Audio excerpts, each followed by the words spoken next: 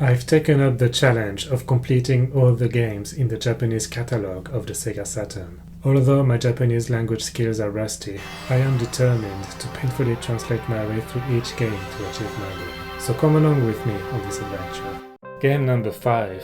Meltylancer Ginga Shoujo Keisatsu 2086, which translates to Meltylancer All-Female Galaxy Police 2086. Developed by Tenki, edited by Imagineer, and released in December 1996 in Japan only. This is another racing simulation game. What are the odds of getting 2 of those in a row? The game starts with an anime-style opening, giving us the names of the 6 main characters and their voice actors. As customary with this kind of game, we started by choosing a name for ourselves. We were then greeted by Melvina, the director of the Earth Asian branch of the Galactic Police. This is quite a mouthful, it only took 16 kanji. She gave us our assignment. We were to start a position as an aide, Hosakan, for the Eastern Metropolis branch of the GPO, the Galactic Police Organization. She then introduced us to the 3 officers we would be in charge of. Sylvie, an elite officer of mixed origin, Earth and space. Angela, a biosoldier from another planet. Sakuya, a mage from another planet as well. Melvina told us that she is stationed in Earth orbit, so she can't manage those officers directly. We then met the 3 officers directly. We introduced them to the main areas of the Eastern Metropolis. Some sort of government office, the spaceport, the media tower, the police station, the television network building, some sort of temporary base for the Galactic Federation, a hotel, a research center for the next generation anti-gravity engine, an engine plant floating on the sea, a skyscraper owned by the Cosmic Guard, a weapon maker, and finally, the police station of the Galactic Police. Our duty was to arrest criminals with special abilities.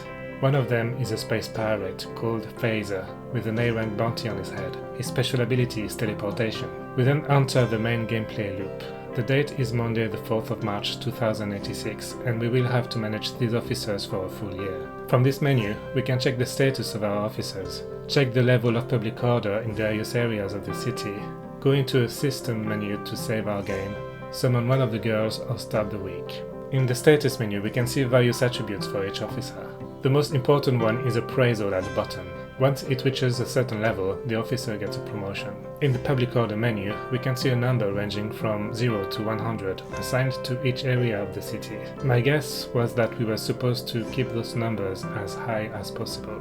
At the start of the week, we can assign one of 3 tasks to each officer: assignment, patrol, or rest. If one of the officers is on assignments, then we have to select one from the list. Here we have the choice between helping with a dismantling operation at the factory or observing the tuning of a floating system. Here I randomly chose the latter. We get more information, a difficulty level, the attribute that is required for the officer, knowledge in this case, the area impacted, the research center, the HP consumption, and the appraisal. The details of the task don't really matter. There is a pool of assignments that become randomly available each day. The same ones can come back several times. During an assignment, there is a series of events that result in crosses or circles. The ratio needs to get to 100% for the assignment to be successful.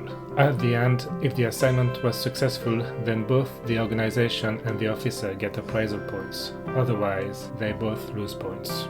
If an officer is on patrol duty, then we have to choose where they should go. As part of the patrol, they sometimes find criminals they have to fight. During the encounter, we can either let the officer be in charge, ask them to arrest the criminal, I could never get that to work, or withdraw from the fight. If we lose the fight, then the public order of the area decreases. If we win, or if there weren't any criminals found in the first place, then the public order rises. Sometimes during a patrol, an area can be shown as Hakka, deteriorated. For some reason, patrolling an area like this raised the public order even more. Some of the main villains showed up during patrols. They just escape and we have to fight their minions. There might have been something I didn't get there. I found that Angela is quite good at fighting, Sakuya not so much, but at least she can heal herself, and Sylvie is an all-rounder in general. At the end of the week, we get a summary of how all the attributes have changed. Then we rinse and repeat until the year is gone. Sometimes urgent assignments show up in the list. They trigger story events.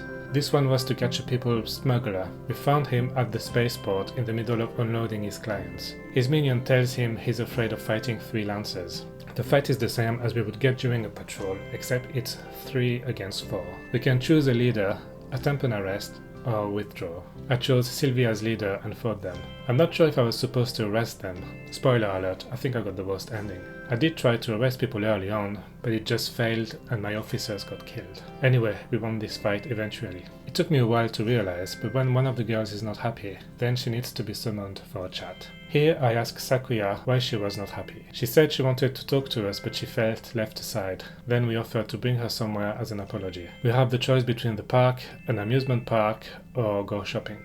I randomly chose the park. We gave her some random advice like, you have to remember why you're doing this job in the first place. She accepted our advice and that caused her enthusiasm to rise by 40. Her unhappy status also disappeared. These dialogues differ depending on the character, but they are always the same for the particular character. They have to be triggered every time a girl is unhappy and needs a boost of enthusiasm. Again, like everything in this game, there are probably some subtleties I missed. There can be random events. For example here, I met Vanessa, who appeared to be abducting children and doing experiments on them for her thesis. I met her a few more times during the game, but I didn't manage to arrest her. Some of the assignments can be only picked by a specific character. For example, in the second half of the game, Sakuya had an event where she did a concert as an idol. Angela played some baseball, and Sylvie did a photo shoot to attract new recruits. Later on, we were joined by June. June had been chasing Vanessa and was suspected to be a criminal. But during an assignment, Sakuya acted as an interviewer for new recruits, and June showed up as a candidate.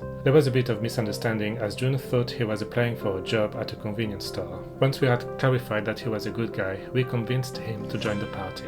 June has a bodysuit he stole from Vanessa's lab, and he can be quite effective during battle. I'm using the pronouns he, him here, because from the Japanese pronouns and language he is using, he clearly identifies as male. The fifth character joining the group is Nana. She was hired as a mage by Melvina to help fight Noir, another bad guy I didn't talk about. She was quite good in combat as well. When one of the girls has gathered enough points, a discussion is triggered where she is promoted. They get a new weapon and it serves as some sort of leveling up. They can get promoted to first class officer and then to special officer, which grants them 3 stars on their status page. As you can see, I managed to promote most of them to their maximum, apart from June and Nana. One of the main story arc is the rivalry between the head of the Space Pirates, Secura, and director Melvina, as their families have been fighting for a few generations. Secura eventually lures Melvina to Earth and that triggers more events. That would be yet another story I wouldn't get to the bottom of. Melvina started with 3 stars, so I thought she would be good in combat, but it didn't turn out to be the case. Anyway, I kept doing this for 14 hours and I finally reached the end of the year. I thought I was doing well given that the public order was quite high and I fought as many criminals as I could, but it looks like I got the worst possible ending. Melvina is not happy that we didn't solve all the cases. I'm really not sure what I was supposed to do. Similar to Graduation S, one would probably need a guide to get the best outcomes. We said our goodbyes to Sylvie, Angela, Sakuya, June and Nana, and we got the credit screen. I can't say that I really enjoyed myself for almost 15 hours. The gameplay can be very repetitive. This wasn't for me, but for someone who is into that kind of game, there can be quite a lot of replay value. I've changed my mind on how I'm going to rate these games. I've dropped the Google Sheet for a tier rating. I feel like this was slightly better than Graduation S, so I give it a D. Again, this is very subjective and shouldn't be taken seriously. If you're still here, thank you so much for watching, and here is a sneak peek of what's coming next. Hopefully we'll get a good game. 3, 2, 1, go! And we are playing football.